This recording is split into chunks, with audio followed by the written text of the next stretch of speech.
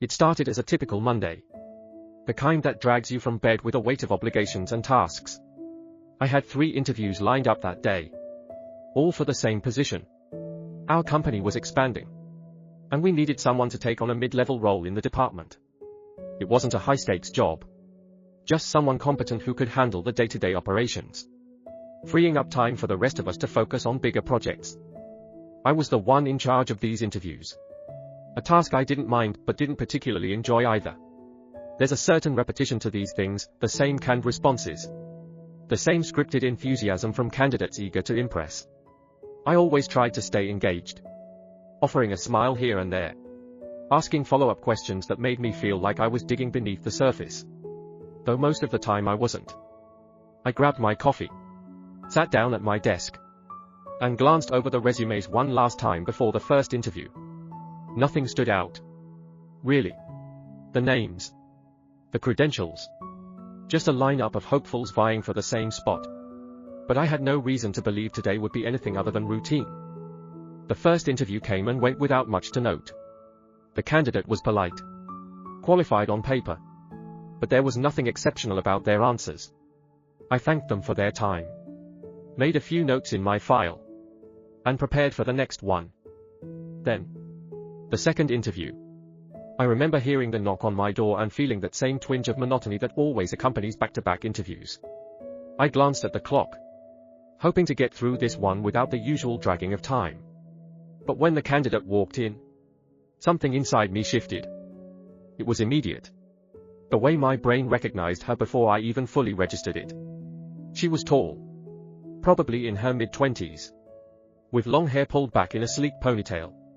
She wore professional attire, the kind you'd expect for an interview. And she carried herself with confidence, a calm smile on her face. But there was something else. Something about her presence triggered a memory I had worked hard to forget. And then it hit me. She was the woman from that day. The day I had been unknowingly recorded for a TikTok. It wasn't an extraordinary encounter. At least not initially. It had been months ago.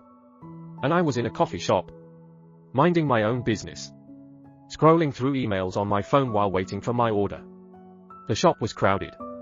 The kind of place where people squeezed past each other without so much as a glance. I had felt a brief irritation as someone brushed by my table, almost knocking over my drink. But I let it go. At the time, I thought nothing of it. I hadn't noticed the phone aimed in my direction. Hadn't seen the way my brief frown of annoyance had been captured on camera, edited, and uploaded for the world to see. It wasn't until later, when a friend sent me a link with a cryptic message, "Isn't this you?" that I saw it. There I was, an unsuspecting participant in a viral video. My expression caught at the exact moment of frustration. The video was short, maybe 10 seconds long, but it had been edited to mock me. I remember feeling a pit in my stomach as I read the comments. Strangers laughing, poking fun at my appearance, my reaction, even speculating about what kind of person I must be to look so irritated over something so minor. It was humiliating. A private moment of exasperation turned into entertainment for thousands of people. I never confronted the creator of the video. I didn't see the point. What good would it do to engage with someone who had so carelessly violated my privacy? I told myself it wasn't worth the emotional energy, that I should just move on. But now, standing in front of me, was the person responsible. I could tell by the way she smiled. The same smile I had seen in the video as she filmed herself moments after recording me. She didn't seem to recognize me, though, which made sense. I was just one of many faces she had probably captured on camera. Another unsuspecting person who had unwillingly played a part in her social media content. My mind raced as she sat down, and I tried to steady my breathing, forcing myself to stay calm. I couldn't focus on the usual interview questions, not with the rush of emotions flooding through me. The violation, the embarrassment, it all came rushing back with a force I hadn't anticipated. I felt exposed, even though I was in control of this situation now. The tables had turned. But the memory of that day, the way she had recorded me without my consent, still made me feel powerless. She began speaking, introducing herself, outlining her qualifications, But I wasn't listening. My heart was pounding in my chest.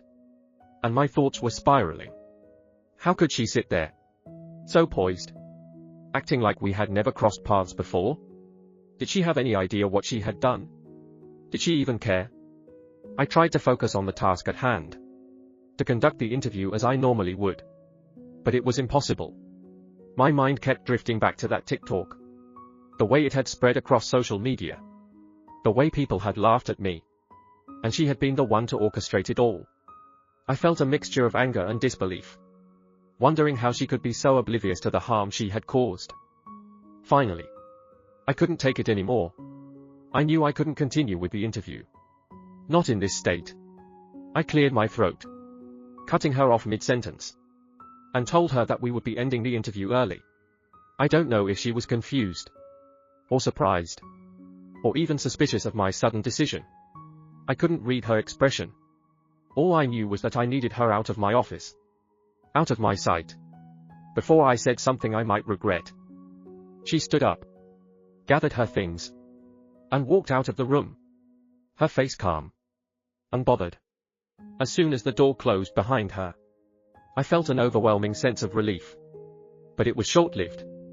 The emotions from that day flooded back with more intensity now that she was gone. And I found myself sitting there, staring at the empty chair she had occupied just moments before, wondering if I had overreacted. I didn't tell anyone what had happened. I couldn't. How could I explain to my colleagues that I had cut an interview short because I recognized the candidate as someone who had recorded me for a TikTok? It sounded absurd. Petty even. But the feelings were real. And I couldn't shake the sense of violation. It wasn't just about the video, it was about how she had seen me as nothing more than content. A moment of amusement for her followers. In the days that followed, I couldn't stop thinking about the incident. I replayed the moment I had ended the interview, wondering if I had made the right choice. Part of me felt guilty. What if she had been the best candidate for the job? What if I had let my personal feelings cloud my judgment? But another part of me, the part that remembered the humiliation of seeing myself mocked online, told me I had every right to end the interview. Still, the guilt lingered. I knew it wasn't professional to let my personal experiences influence a hiring decision. But this felt different. It wasn't just a matter of disliking her, it was about trust. How could I possibly work with someone who had violated my privacy in such a public way? How could I sit across from her in meetings, knowing she had recorded me without my consent? Knowing she had turned me into a joke for her own gain? I started to wonder if I should have confronted her. If I should have told her why I was ending the interview. Maybe it would have given me closure. Or at least some sense of control over the situation. But I hadn't. I had let her leave without an explanation. And now I was left with the weight of that decision. As time went on, I tried to move past it. But the incident stayed with me. Every time I scrolled through social media, I found myself on edge, worried that I might come across another video like the one she had made. I became more cautious in public, more aware of my surroundings, always scanning the room for anyone who might have their phone out, ready to record. It was exhausting, living with that constant sense of paranoia. But I couldn't help it. The experience had left a mark, one that wouldn't fade easily. Eventually, I told a close friend about what had happened, hoping for some reassurance that I had done the right thing. But instead, they looked at me with a mixture of confusion and concern. Are you sure it was her? They asked. Maybe it was just someone who looked like her. That question had haunted me ever since. Could I have been wrong? Had I ended the interview based on a mistaken identity? The thought made me feel sick. What if I had let my emotions cloud my judgment so completely that I had misjudged the situation entirely? But deep down, I knew it was her. I had recognized her instantly. That same face. That same smile. There was no doubt in my mind. Still, the guilt persisted, gnawing at the edges of my consciousness.